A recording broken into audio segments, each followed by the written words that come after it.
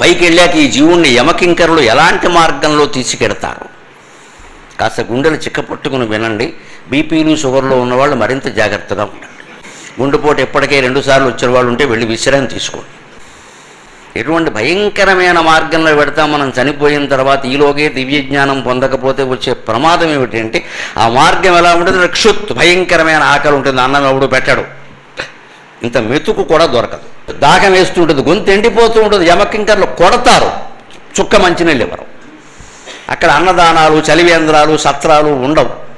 ఆకలి దప్పికలతో చుట్టబడి ఉంటాడు. అంతేకాదు, అర్క 40 డిగ్రీల ఉష్ణోగ్రతకి మనం ఇక్కడ తట్టుకోలేదు. 140 డిగ్రీలు ఉంటుంది అక్కడ.